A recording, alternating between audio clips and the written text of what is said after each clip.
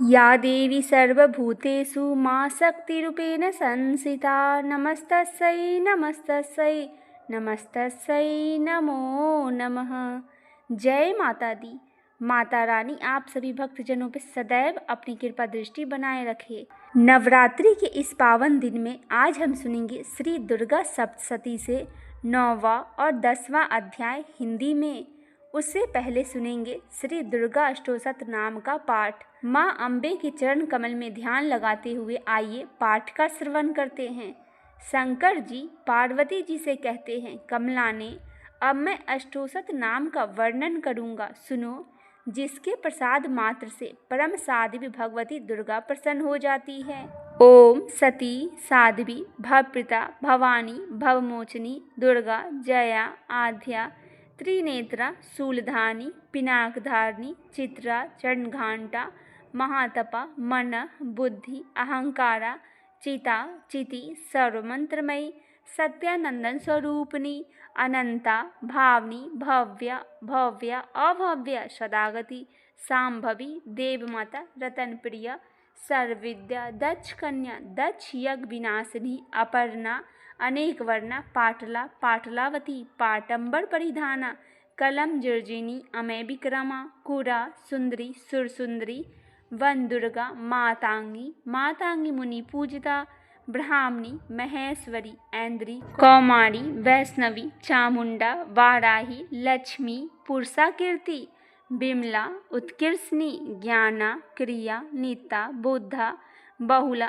बहुल प्रेमा सर्ववाहन वाहना निशुंभ शुंभ हननी महिषासुर मर्दनी मधुकैटभ हननी चंड मुंड विनाशिनी सर्वस विनाशा सर्व विघातनी सर्वशास्त्रमयी सत्या सर्वशास्त्र धारिणी अनेक शास्त्र हस्ता अनेक शास्त्र धारिणी कौमारी एक कैना कैशोरी यवती यति अप्रौढ़ा प्रौढ़ा वृद्ध माता बलप्रदा महोदरी मुक्तकेशी घोररूपा महाबला अग्निज्वाला रौद्रमुखी कालरात्रि तपस्वनी नारायणी भद्रकाली विष्णुमया जलोदरी शिवदूती कराली अनंता परमेश्वरी कात्यायनी सावित्री प्रत्यक्षा ब्रह्मवादिनी की जय। समस्तों देवियों के चरण कमल में मेरा बारंबार नमस्कार है। देवी पार्वती जो प्रतिदिन दुर्गा जी के इस अष्टोत्तर नाम का पाठ करता है, उसके लिए तीनों लोक में कुछ भी असाध्य नहीं है। वह धन्य धान्य पुत्र स्त्री घोड़ा हाथी धर्म आदि 4 पुरुषार्थ तथा अंत में सनातन मुक्ति भी प्राप्त कर लेता है। कुमारी का पूजन और देवी सुरेश्वरी का ध्यान करके पराभक्ति के साथ उनका पूजन करे, फिर अष्टोत्तर नाम का पाठ आरंभ करे। देवी जो ऐसा करता है उसे सब श्रेष्ठ देवताओं से भी सिद्धि प्राप्त होती है। राजा उसके दास हो जाते हैं, वो राज्य लक्ष्मी को प्राप्त कर लेता है। गौरोचन लाछा कुमकुम सिंदूर कपूर घी चीनी और मधु इन वस्तुओं को एकत्र करके इनसे विधि पूर्वक यंत्र लिखकर जो विधियक पुरुष सदा उस यंत्र को धारण करता है वह शिव के तुल्य हो जाता है। भौमवती अमावस्या की आधी रात में जब चंद्रमा शीतभासी नक्षत्र पर हो, उस समय इस स्तोत्र को लिखकर इसका पाठ करता है, वह संपत्तिशाली होता है। बोलिए माँ जगजननी की जय। आइए भक्तजनों, अब हम सुनते हैं श्री दुर्गा सप्तशती से 9वां अध्याय हिंदी में। निशुंभ वध। मैं अर्धनारीश्वर श्री विग्रह के निरंतर शरण लेती हूँ। उसका वर्ण बंदूक पुष्प और सुवर्ण के समान रक्त पीति मिश्रित है। वह अपनी भुजाओं में सुंदर अक्षमाला पासा अंकुश और वरद मुद्रा धारण करते हैं। अर्धचंद्र उसका आभूषण है तथा वह तीनों नेत्रों से सुशोभित है। राजा ने कहा, भगवान आपने रक्त बीज के वध से संबंध रखने वाले देवी चरित्र का यह अद्भुत महात्म्य मुझे बतलाया। अब रक्त बीज के मारे जाने पर अत्यंत क्रोध में भरे हुए शुंभ और निशुंभ को जो कर्म किए हैं उसे मैं सुनना चाहता हूँ। ऋषि कहते हैं, राजन, युद्ध में रक्त बीज तथा अन्य दैत्यों को मारे जाने पर शुंभ और निशुंभ को क्रोध की सीमा न रही अपनी विशाल सेना इस प्रकार मारी जाती देख निशुंभ अमर्ष में भरकर देवी की ओर दौड़ा। उसके साथ असुरों की प्रधान सेना थी। उसके आगे पीछे तथा पार्श्व भाग में बड़े बड़े असुर थे, जो क्रोध से ओठ चबाते हुए देवी को मार डालने के लिए महापराक्रमी शुंभ भी अपनी सेना के साथ मात्र गणों से युद्ध करके क्रोधवश चंडिका को मारने के लिए आ पहुंचा। तब देवी के साथ शुंभ और निशुंभ का घोर संग्राम छिड़ गया। वे दोनों दैत्य मेघों के भांति बाणों की भयंकर वृष्टि कर रहे थे। उन दोनों के चलाए हुए बाणों को चंडिका ने अपने बाणों के समूह से तुरंत काट डाले और शास्त्र समूह की वर्षा करके उन दोनों दैत्यपतियों को अंगों में भी चोट पहुंचाई। निशुंभ ने तीखी तलवार और चमकती हुई ढाल लेकर देवी के श्रेष्ठ वाहन सिंह के मस्तक पर प्रहार किया। अपने वाहन को चोट पहुंचने पर देवी ने क्षुरुप्र नामक बाण से निशुंभ की श्रेष्ठ तलवार तुरंत ही काट डाली और उसकी ढालों को भी, जिसमें 8 चांद जड़े थे, खंड खंड कर दिया। ढाल और तलवार के कट जाने पर उस असुर ने शक्ति चलाई, किंतु सामने आने पर देवी ने चक्र से उसके भी 2 टुकड़े कर दिए। अब तो निशुंभ क्रोध से जल उठा और उस दानव ने देवी को मारने के लिए शूल उठाया, किंतु देवी ने समीप आने पर उसे भी मुक्के से मारकर चूर्ण कर दिया। तब उसने गदा घुमाकर चंडिका के ऊपर चलाई, परंतु वह भी देवी को त्रिशूल से कटकर भस्म हो गया। तदंतर दैत्यराज निशुंभ के फरसा हाथ में लेकर आता देख देवी ने बाण समूह से घायल कर धरती पर सुला दिया। उस भयंकर पराक्रमी भाई निशुंभ को धराशायी हो जाने पर शुंभ को बड़ा क्रोध हुआ और अंबिका का वध करने के लिए वह आगे बढ़ा। रथ पर बैठे बैठे ही उत्तम आयुधों से सुशोभित अपनी बड़ी बड़ी 8 अनुपम भुजाओं से समूचे आकाश को ढककर वह अद्भुत शोभा पाने लगा। उसे आता देख देवी ने शंख बजाया और धनुष की प्रत्यंचा भी अत्यंत दुस्साहस करके शब्द किया। साथ ही अपने घंटे के शब्द से, जो समस्त दैत्य सैनिकों को तेज नष्ट करने वाला था, संपूर्ण दिशाओं को व्याप्त कर दिया। तदंतर सिंह ने भी अपनी धार से, जिसे सुनकर बड़े बड़े गजराज को महान मद दूर हो जाता था, आकाश, पृथ्वी और 10 दिशाओं की गुजा दिया। फिर काली ने आकाश में उछलकर अपने दोनों हाथों से पृथ्वी पर आघात किया। उससे ऐसा भयंकर शब्द हुआ जिससे पहले के सभी शब्द शांत हो गए। तत्पश्चात शिवदूती ने दैत्यों के लिए अमंगलजनक अट्टहास किया। इन शब्दों को सुनकर समस्त असुर थर्रा उठे, किंतु शुंभ को बड़ा क्रोध हुआ। उस समय देवी ने जब शुंभ को लक्ष्य करके कहा, ओ दुरात्मा, खड़ा रह, खड़ा रह। तभी आकाश में खड़े हुए देवता बोले उठे, जय हो, जय हो। शुंभ ने वहां आकर ज्वालाओं से युक्त अत्यंत भयानक शक्ति चलाई। अग्निमय पर्वत के समान आती हुई उस शक्ति को देवी ने बड़े भारी लुके से दूर हटा दिया। उस समय शुंभ के सिंहनाद से तीनों लोक गूंज उठे। राजन, उसकी प्रतिध्वनि से वज्रपात के समान भयानक शब्द हुआ, जिसने अन्य शब्दों को जीत लिया। शुंभ को चलाए हुए बाणों को देवी ने और देवी के चलाए हुए बाणों को शुंभ ने अपने भयंकर बाणों द्वारा सैकड़ों और हजारों टुकड़े कर दिए। तब क्रोध में भरी हुई चंडिका ने शुंभ को शूल से मारा। आघात से मूर्छित हो वह पृथ्वी पर गिर पड़ा। इतने में ही निशुंभ की चेतना हुई और उसने धनुष हाथ में लेकर बाणों द्वारा देवी काली तथा सिंह को घायल कर डाला। फिर उस दैत्यराज ने 10,000 बाहें बनाकर चक्र से प्रहार से चंडिका को आच्छादित कर दिया। तब दुर्गम पीड़ा का नाश करने वाली भगवती दुर्गा ने कुपित होकर अपने बाणों से उन चक्रों तथा बाणों को काट गिराया। यह देख निशुंभ दैत्य सेना के साथ चंडिका का वध करने के लिए हाथ में गदा ले बड़े वेग से दौड़ा। उसके आते ही चंडी ने तीखी धार वाली तलवार से उसकी गदा को शीघ्र ही काट डाला। तब उसने शूल हाथ में ले लिया। देवताओं को पीड़ा देने वाला निशुंभ को शूल हाथ में लिए आते देख चंडिका ने वेग से चलाए हुए अपने शूल से उसकी छाती छेद डाली। शूल से विदीर्ण हो जाने पर उसके छाती से एक दूसरा महाबली एवं महापराक्रमी पुरुष खड़ी रह कहता हुआ निकला। उसे निकलते हुए पुरुष की बात सुनकर देवी ठट्ठा कर हंस पड़ी। खड्ग से उन्होंने उसका मस्तक काट डाला। फिर तो वह पृथ्वी पर गिर पड़ा। तदंतर सिंह अपनी दाढ़ों से असुरों की गर्दन कुचलकर खाने लगा। यह बड़ा भयंकर दृश्य था। उधर काली तथा शिवदूती ने भी अन्यान्य दैत्यों का भक्षण आरंभ किया। कौमारी का शक्ति से विदीर्ण होकर कितने ही महादैत्य नष्ट हो गए। ब्राह्मणी के मंत्रपूत जल से निस्तेज होकर कितने ही भाग खड़े हुए। कितने ही दैत्य महेश्वर के त्रिशूल से छिन्न भिन्न हो धराशायी हो गए। वाराही के थुथुन के आघात से कितनों के पृथ्वी पर कुचुम्बर निकल गए। वैष्णवी ने भी अपने चक्र से दानव के टुकड़े टुकड़े कर डाले। ऐन्द्री के हाथ से छूटे हुए वर्ज से भी कितने ही प्राणों से हाथ धो बैठे। कुछ असुर नष्ट हो गए और कुछ उस महायुद्ध से भाग गए तथा कितने ही काली, शिवदूती तथा सिंह के ग्रास बन गए।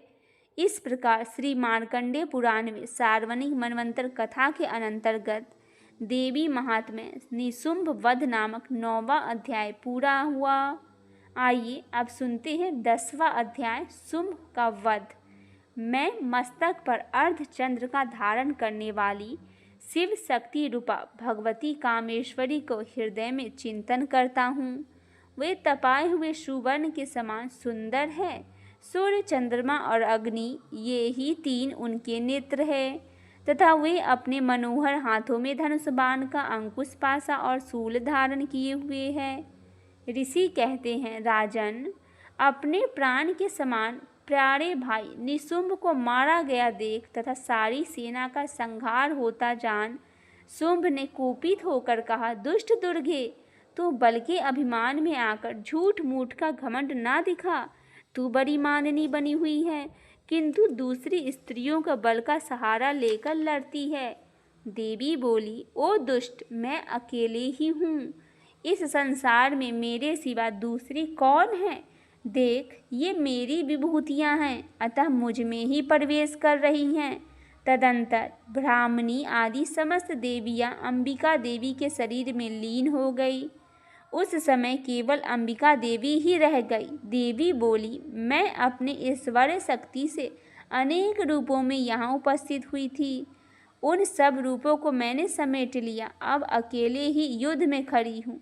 तुम भी स्थिर हो जाओ। ऋषि कहते हैं, तदंतर देवी और शुंभ को दोनों में सब देवताओं को तथा दानवों को देखते देखते भयंकर युद्ध छिड़ गया। बाणों की वर्षा तथा तीखे शास्त्रों एवं दारुण अस्त्रों के प्रहार के कारण उन दोनों के युद्ध सब लोगों के लिए बड़ा भयानक प्रतीत हुआ। उस समय अंबिका देवी ने जो सैकड़ों दिव्य अस्त्र छोड़े, उन्हें दैत्यराज शुंभ ने उनके निवारक अस्त्रों द्वारा काट डाला। इस प्रकार शुंभ ने भी जो दिव्य अस्त्र चलाए, उन्हें परमेश्वरी ने भयंकर हुंकार के शब्द से उच्चारण आदि द्वारा खिलवाड़ में ही नष्ट कर डाला। तब उस असुर ने सैकड़ों बाणों से देवी के आच्छादित कर दिया। यह देख क्रोध से भरी हुई उन देवी ने भी बाण मारकर उसका धनुष काट डाला। धनुष कट जाने पर फिर दैत्यराज शक्ति हाथ में ली और किंतु देवी ने चक्र से उसके हाथ शक्ति से भी काट गिराया। तत्पश्चात दैत्यों के स्वामी शुंभ ने 100 चांद वाली चमकती हुई ढाल और तलवार हाथ में ले उस समय देवी पर धावा किया। उसके आते ही चंडिका ने अपने धनुष से छोड़े हुए तीखे बाणों द्वारा उसकी सूर्य किरणों के समान उज्ज्वल ढाल और तलवार को तुरंत काट डाला। फिर उस दैत्यों को घोड़े और सारथी मारे गए। धनुष तो पहले ही कट चुका था, अब उस अंबिका को मारने के लिए उद्धत हो भयंकर मुदग्गर हाथ में लिया। उसे आता देख देवी ने अपने तीक्ष्ण बाणों से उसका मुदग्गर भी काट डाला। तीस पर भी वह असुर मुक्का तान कर बड़े वेग से देवी की ओर झपटा। उस दैत्यराज ने देवी के छाती में मुक्का मारा। तब उन देवी ने भी उसकी छाती में एक चाटा जड़ दिया। देवी के थप्पड़ खाकर दैत्यराज शुंभ पृथ्वी पर गिर पड़ा। किंतु पुनः सहसा पूर्वक उठकर खड़ा हो गया। फिर वह उछला और देवी के ऊपर ले जाकर आकाश में खड़ा हो गया। तब चंडिका का आकाश में भी बिना किसी आधार के ही शुंभ के साथ युद्ध करने लगी।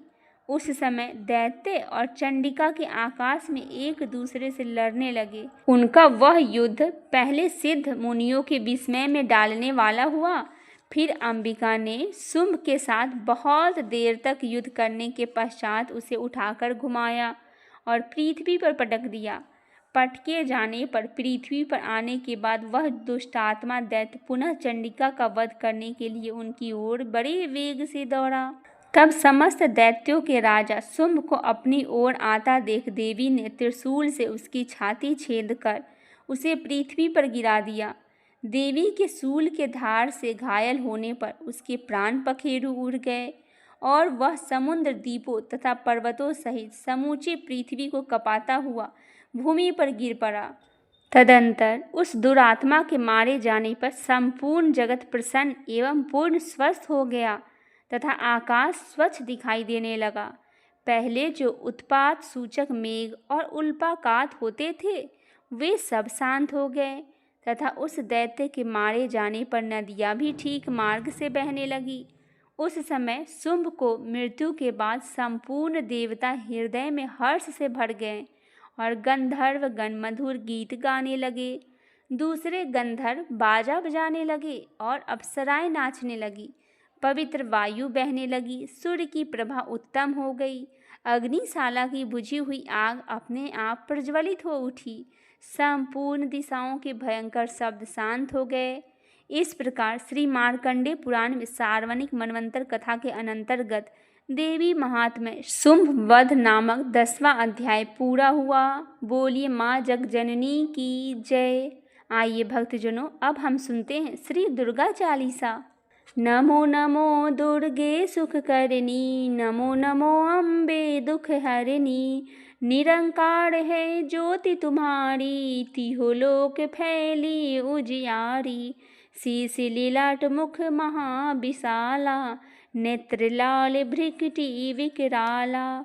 रूप मातु को अधिक सुहावे, दरस करत जन अति सुख पावे। तुम संसार शक्ति लय कीना, पालन हेतु अंधन दीना। अन्नपूर्णा हुई जगपाला, तुम ही आदि सुंदरी बाला। प्रलय का सब नासनहारी, तुम गौरी शिव शंकर प्यारी। शिव जोगी तुम्हारे गुण गावे, ब्रह्मा विष्णु तुम्हें नित्य ध्यावे। रूप सरस्वती को तुम धारा, दे सुबुद्धि ऋषि मुनि उबारा। धरा रूप नरसिंह को अम्बा, प्रकट भई फाड़ के खम्बा। रक्षा कर प्रहलाद बचायो, हिरण्यकुश को स्वर्ग पठायो। लक्ष्मी रूप धरो जग माही, श्री नारायण अंग समाही। क्षीर सिंधु में करत बिलासा, दया सिंधु दीजे मन आसा। हिंगलाज में तुम्ही भवानी, महिमा मित न जात बखानी। मातांगी धुमावती माता, भुवनेश्वरी बंगला सुखदाता। श्री भैरव तारा जगतारिणी, छिन्न भाल भव दुख निवारिणी। के हरि वाहन सोए भवानी, लंगुर वीर चलत अगबानी। कर में खप्पर खड़ग बिराजे, जाको देख काल डर भाजे। सोए अस्त्र और त्रिशूला, जातत उठत शत्रु ही सूला। नगर कोटि में तुम्ही विराजत, तीहो लोक में डंका बाजत। शुंभ निशुंभ दानव तुम मारे, रक्त बीज शंखन संघारे। महिषासुर नृप अति अभिमानी, जेहि अधभार मही अकुलानी। रूप कराल काली को धारा, सेन सहित तुम तही सहारा। परी गाठ संतन पर जब जब, भई सहाय माता तुम तब तब, अमरपुरी औरो सब लोका, तब महिमा सब रहे असोखा। ज्वाला में है ज्योति तुम्हारी, तुम्हें सदा पूजे नर नारी। प्रेम भक्ति से जो जस गावे, दुख दरिद्र निकट नहीं आवे। ध्यावे तुम्हें जो नर मन लाई, जन्म मरण ताको छुट जाई। जोगी सुर मुनि कहत पुकारी, जोग न हो बिन शक्ति तुम्हारी। शंकराचार्य तप कीन्हो, काम क्रोध सब लीन्हो। निस दिन ध्यान धरो शंकर को, काहु काल नहीं सुमरो तुमको। शक्ति रूप को मरम न पायो, शक्ति गई तब मन पछतायो। शरणागत है कीर्ति बखानी, जय जय जय जगदम्बा भवानी।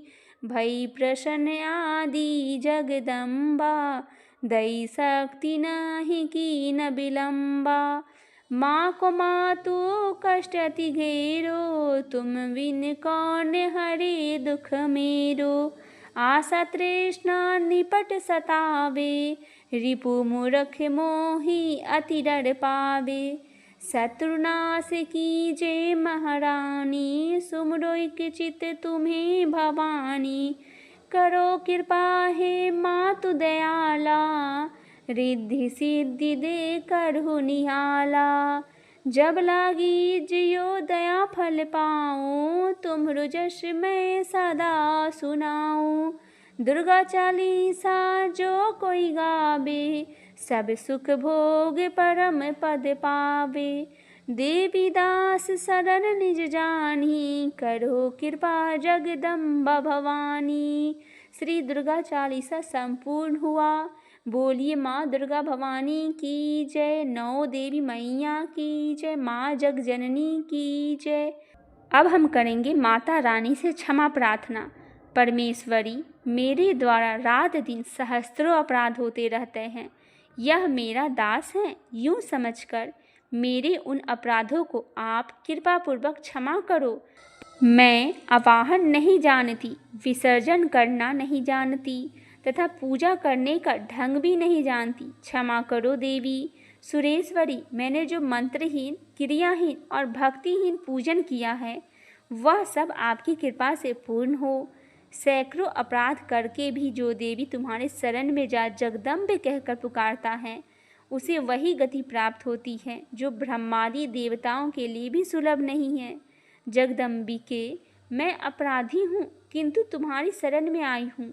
इस समय दया की पात्र हूँ, आप जैसा चाहो वैसा करो। देवी परमेश्वरी, अज्ञान से, भूल से अथवा बुद्धि भ्रांत होने के कारण मैंने जो न्यूनता या अधिकता कर दी है, वह सब क्षमा करो और प्रसन्न हो जाओ। सजदानंदन स्वरूपा परमेश्वरी, जगत माता कामेश्वरी, आप प्रेम पूर्वक मेरी यह पूजा स्वीकार करो और मुझ पर प्रसन्न रहो। देवी सुरेश्वरी, आप गोपनीय से भी गोपनीय वस्तु की रक्षा करने वाली हो। मेरे निवेदन किए हुए इस जप को ग्रहण करो। आपकी कृपा से मुझे सिद्धि प्राप्त हो। माँ जगजननी की जय। माँ दुर्गा भवानी की जय। इसके आगे के अध्याय को देखने के लिए नेक्स्ट वीडियो आप ज़रूर देखें। इसके लिए आप चैनल को सब्सक्राइब, वीडियो को लाइक और शेयर भी अवश्य करें और कमेंट में जय माता दी आप ज़रूर लिखें।